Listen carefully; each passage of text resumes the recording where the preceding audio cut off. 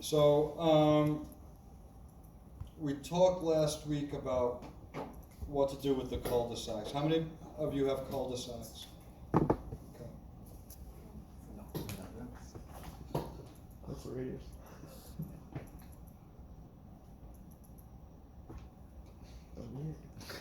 So these are the rest of the polylines I need.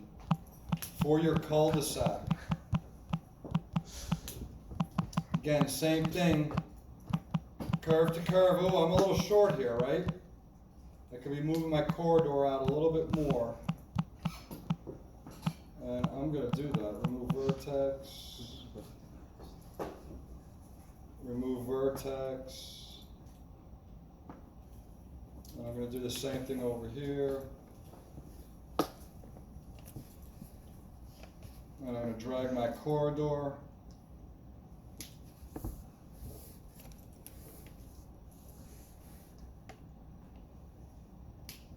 And I had this polyline drawn. I'm going to pick it up and I'm going to move it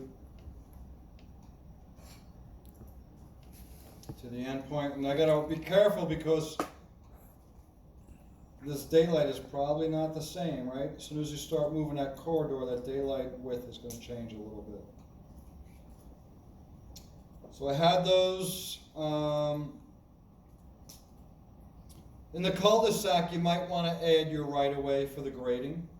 So I think I have 9.5. Close enough. And then I told you your daylight, you can approximate. I'm going to offset this another 10 feet from now. And I'm just going to drag these lines to the end of my daylight.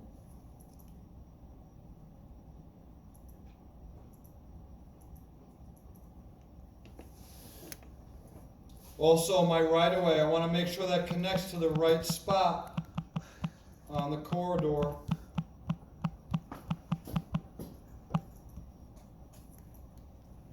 Looks like I should have offset a little bit more.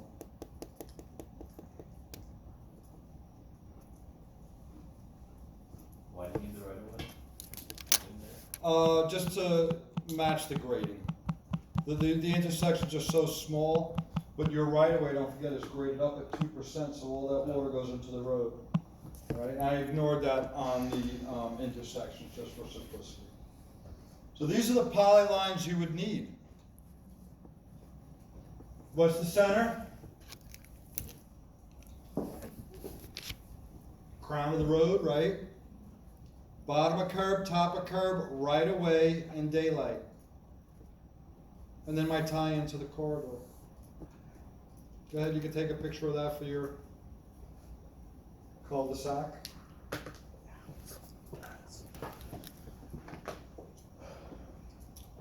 And again, I need some PIs, and I can do the add vertex there like that, or modify, insert PI.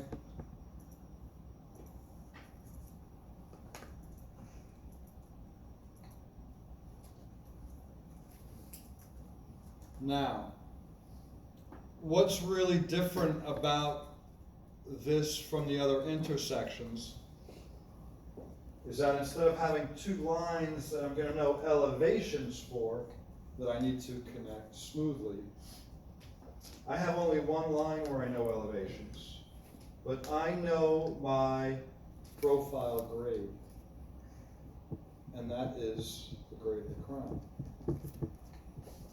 All right, one more thing to do here.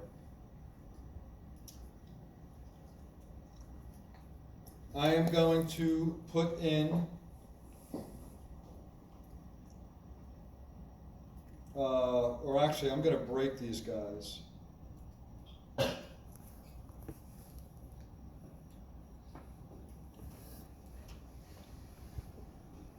Oop.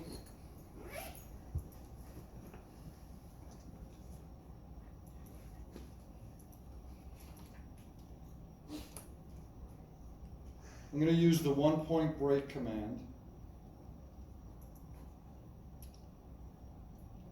on the curve.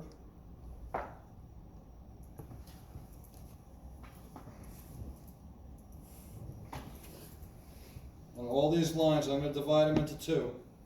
Actually, I only need to do the bottom of curve, really.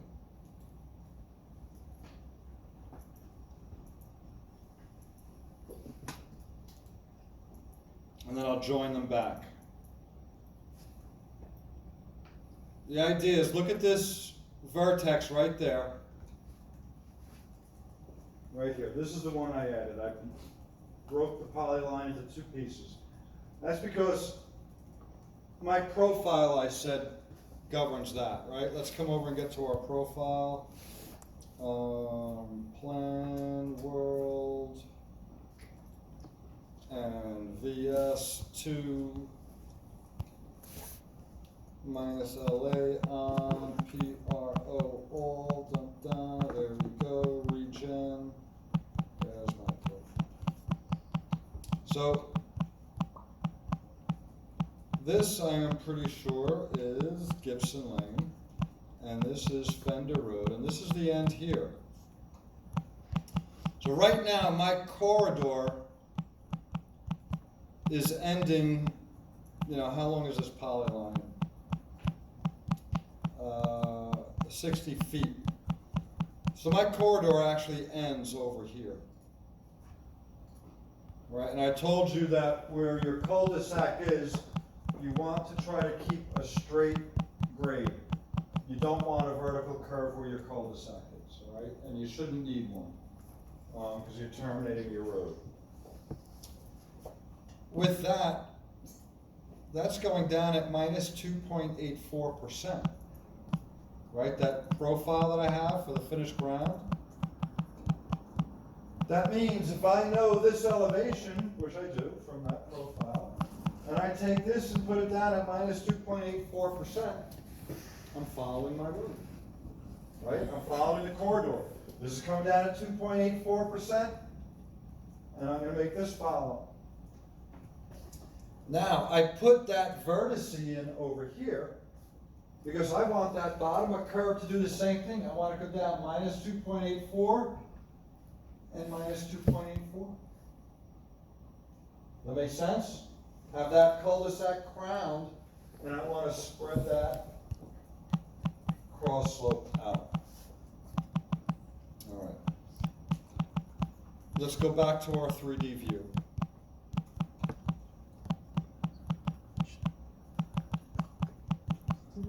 And I'm going to put everything down at elevation 0 to start with, so we see it all come up to life. All right.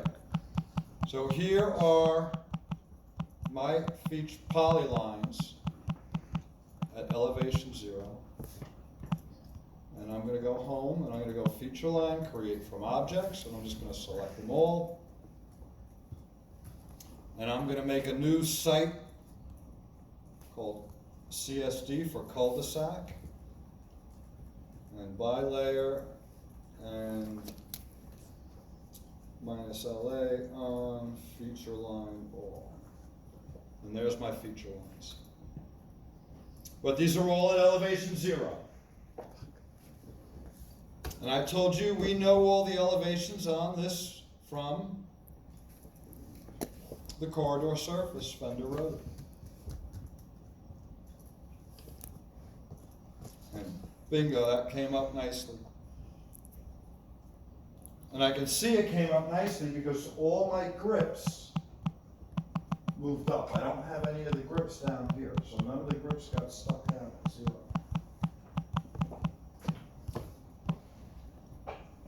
Now also notice, this line is no longer at 0 on both sides, right? Because these are in the same site. I changed the elevation of this, and this endpoint shot up to meet it, right? What's the grade of my profile? 2.84. I'm going to use my set grade slope between points again. I start up here at the known elevation, and I come down to the endpoint, and it asks me for the grade. It's not going to compute it this time for me because there's no known elevation here, but I know the grade is minus What did I say it was, minus 8.47? Minus 2.84.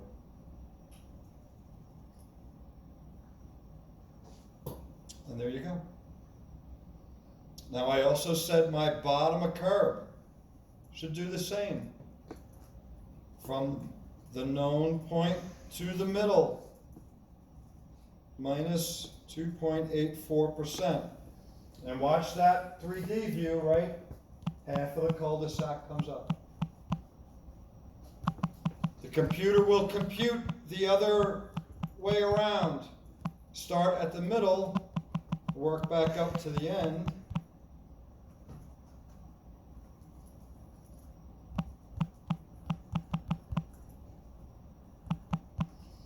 And it computed by itself the 2.84 because it had the start elevation and the end point elevation. If you come up with 2.85, 2.83, don't be alarmed. It's just round off. All right? Professor? Yes. Did you get that grade from the profile? Yep.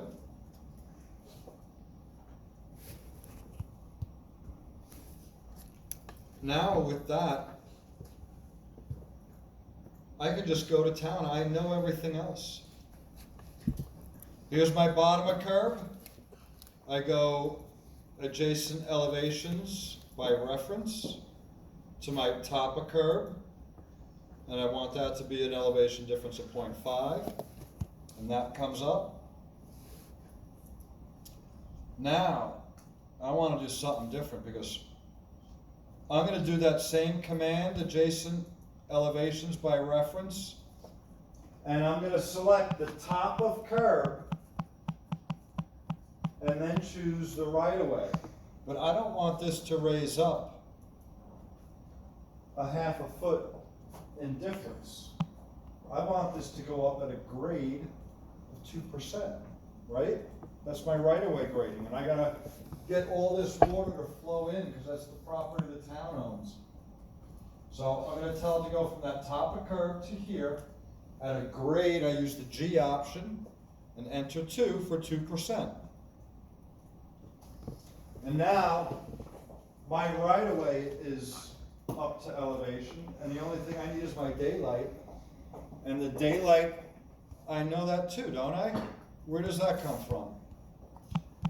Existing surface. The existing surface. So I'm going to use elevations from surface, and I'm going to choose it from the EG. And there are the feature lines for my cul-de-sac. That one was a lot easier, wasn't it? Or it seemed to be. Now I'm going to take these guys and put them into another surface. And I'm going to call this surface cul-de-sac.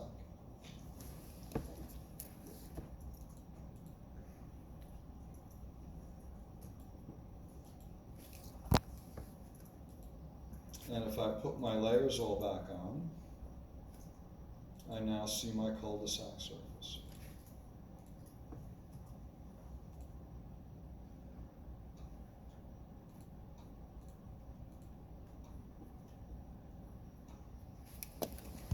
All right, so how many of you are working in land development and drawing all these contours by hand or digitizing them from another engineer who redlines them? Because that's what happens a lot. Instead of having, you're going to notice old school engineers, the only thing you want to know, where are the contours? Where are the contours? Where are the contours? And they spent hours just drawing these lines when, like I said before, when we come out to build this road, no one is going to go out and stake out this contour or this contour. What are they going to stake out for construction? Curb lines. The curb line, the center line. So what this modeling does, it allows you to design the things you're actually building and not design contours that are really interpolation of what we're doing, of what we're building. All right, so I still need one more or two more surfaces here to finish this, but if you look at our finished ground model, and I'm gonna come into my tool space here, we have a number of surfaces, right? I've built 2 corridors and have 2 corridor surfaces. I built a surface for this intersection, another one for here, one for here. I'm eventually gonna have one down here, and I'm also gonna have a detention basin. When I do my plans and my residential grading, do I wanna work with 1, 2, 3, 4, 5, 6, 7 surfaces? And do I wanna like bring 7 surfaces into my drawing? No. So what I do is I take all these little components we made and I paste them into a empty surface.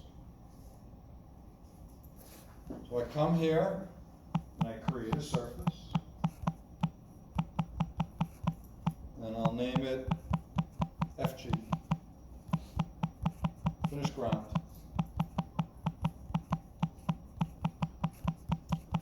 Before I do this, so you can see the magic, what I'm going to do is come over here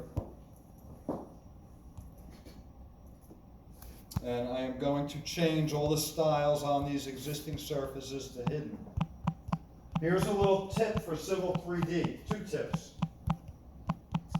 If you use Control to multiple select, you got to hold that Control key down if you want to come onto your mouse and drag these somewhere. If you don't, you'll lose the selection. That's just a bug in this. The other tip is if I make multiple selections and I want to change them all together, don't right-click on these rows. Right-click on the heading, the title. And when you do that, you will see Edit. But you will only see it up here. You won't see it if you right-click on these selections. And if you click Edit, you can change a whole bunch of objects in one shot. And I'm going to use my hidden style to hide those surfaces. I am also going to freeze the corridors temporarily, leaving nothing but our feature lines there. I made this surface called FG, but it's empty. There's nothing in the definition. We didn't add any break lines, contours, points. But if I right-click on Edit, I can paste the surfaces together. Now you see why I wanted those intersections in that corridor to line up perfectly, right? And the existing road to line up perfectly. So I can come in here and I can select my corridors, intersections. Do not paste the EG in. This is your finished ground. Keep your surfaces separate. I hit OK and look at plan view. Look at that. One surface for the whole design.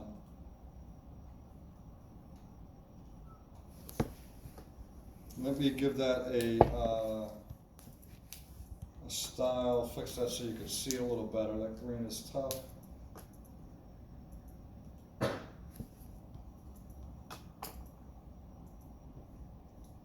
There you go. There's that surface. Okay. Remember, if you need to come in and edit your profile for either of these roads, you're going to have to update your intersections, right? If I change the grades along here, I have to reassign these. You don't need to redraw everything. You should be able to use elevations from surface to get the new elevations there, right? You should just be able to reassign the Z values. Your X and Y will not change. It's just your Z that should be changing. You should be able to use all those feature line tools to update those relatively quickly. All right, yes. Should we leave our new surface over the existing surface, like from here on out then? Yes, we'll merge them later, but take note, generally speaking, when a civil engineering plan is sent to me, and I have contours, I never ever want anyone to trim out the existing contours under here. Never. You're robbing me of the opportunity to check your work. Because I can look at the elevation of that contour and the elevation of that contour, and I can see how much cut and fill. If you delete the contours under here, I can't do that. All right? Bush. Bless you. Generally speaking, your existing contour should always be printing gray and dashed, and then your proposed should be solid and bold. All right? And they should always overlap. I'm going to give you a twist on that when we do our residential grading. But for now, this is the existing condition. This is the proposed condition. We need to keep them separate. All right? Later on, we'll merge these things to help us compute. But for our roadway grading, this is what you're going to want, 2 separate surfaces. Okay, so let's look at our detention basin. Right now, I have these on a 1-foot contour interval. Oh wow, that's on the subdivision too.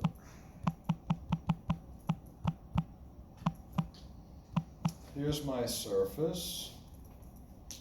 Let's put it on a 2-foot interval. See things a little better. I have my low point in here, so it looks like I'm trying to put my basin somewhere back here. Now, I went through this last week too, right? The basin grading really quick. And I told you the one thing is you want your basin to be parallel to contours. You want to keep it out of the riparian, no grading in the riparian buffer or in the wetland buffer. And my low point is somewhere in here. So I'm going to be running a pipe down to a basin, and it's going to be probably somewhere back in here. All right? So I'm just going to draw a polyline where I think that basin may go. And it doesn't have to be perfect.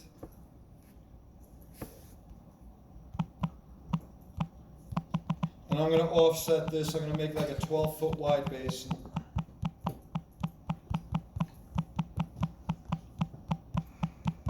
And I can do a circle, 2 points from this end point to here, and then trim that out.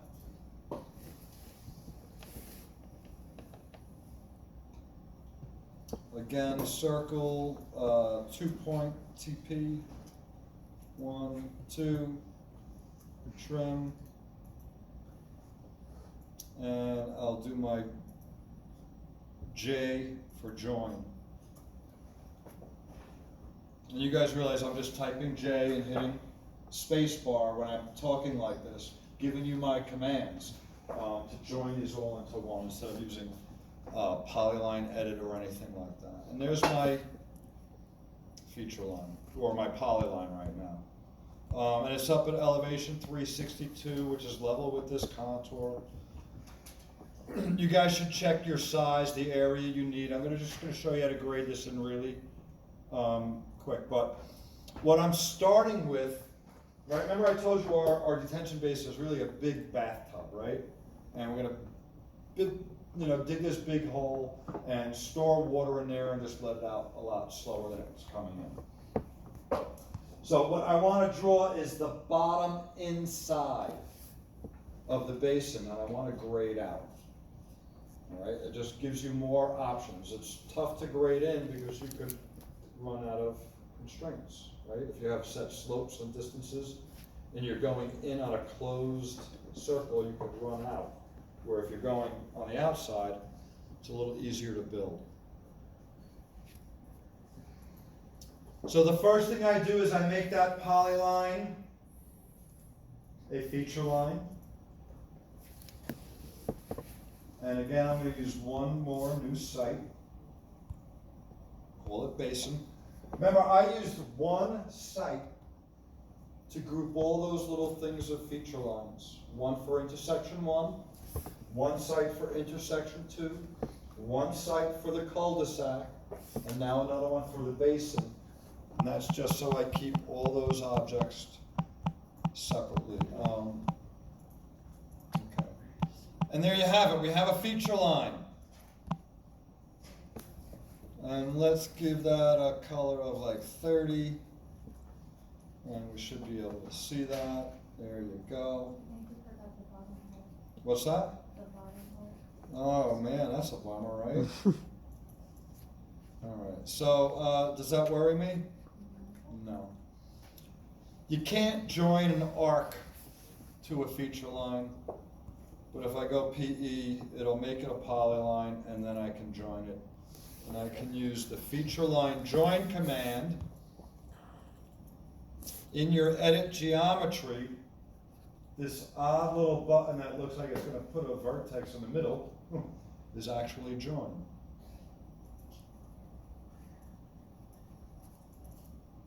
And I can just join those, that feature line. You can see that I connected. So this is the bottom of my basin. And what I told you is we're gonna like squeak by and use Civil 3D gratings, grading projection tools, to take this basin at its bottom. And I gave you guys a sketch of your basin, right, in cross section?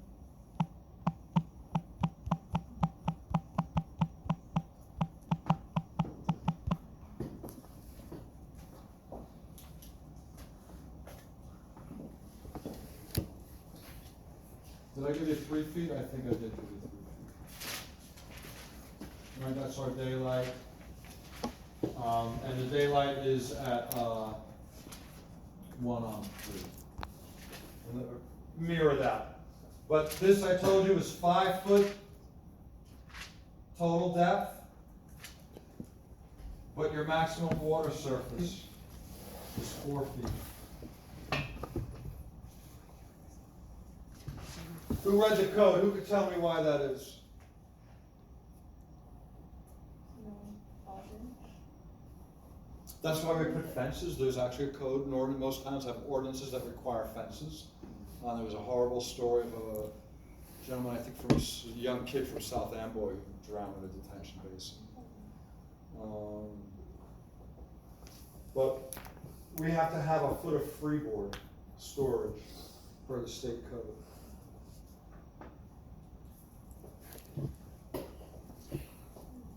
Okay. All right. So, grading projection tools. Click your grading tools and you're going to get one of those wonderful toolbars.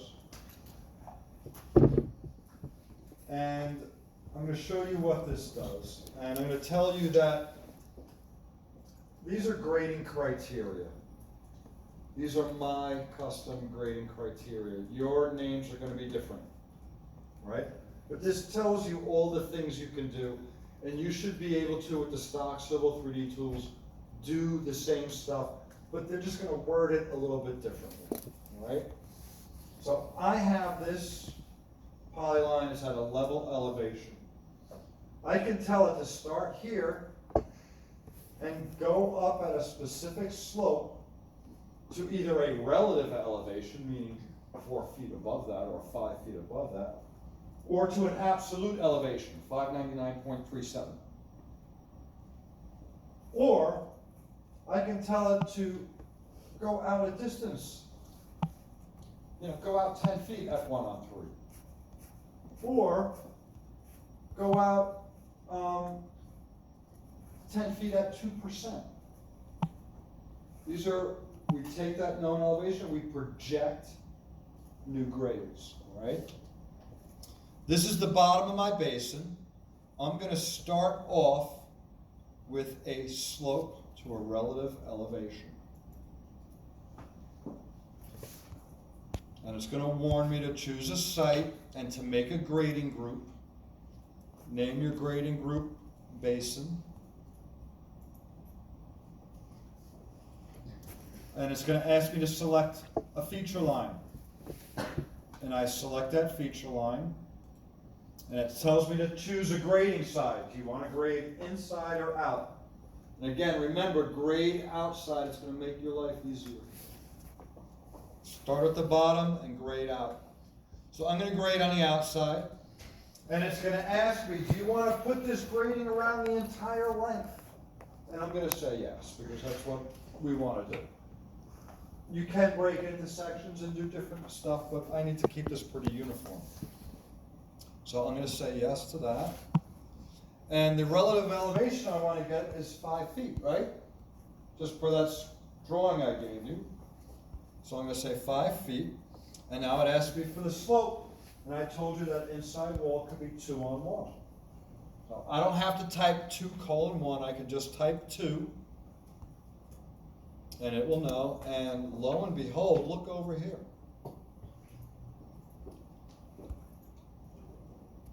Right? It just took that feature line at the bottom, came up 5 feet at 2 on 1, and it computed all these elevations. I don't have to get out the calculator and start, doing math and typing labels out. So I'm up at the top here. What do I have to do next? For my basin, and based on that sketch, I've got the top. Now I've got that little 3-foot catwalk I told you that we want graded in at 2%, right? It's just a little rim around the basin, maintenance, keep it flat up there. So this time, I'm going to change my criteria. Instead of slope to a relative elevation like I did 2 on 1 up 5 feet, now I'm going to tell it to go out 3 feet at 2%. And this time I select that outer feature line, and I click to the outside and ask me the entire length, yes again. And the distance I want is 3 and the grade is 2. And there we go. Now we have our little landing rim on there. So what's next? We've got our rim. What do we have to do now? Does this meet existing grade on the outer rim? Probably not, right? Because number one, I've got it perfectly leveled. So we got to add a daylight, right? Just like we did in the corridor, where we got to tie it in. And with that, we use a slope to surface. And it's called slope to surface here, but it's the same thing as a daylight.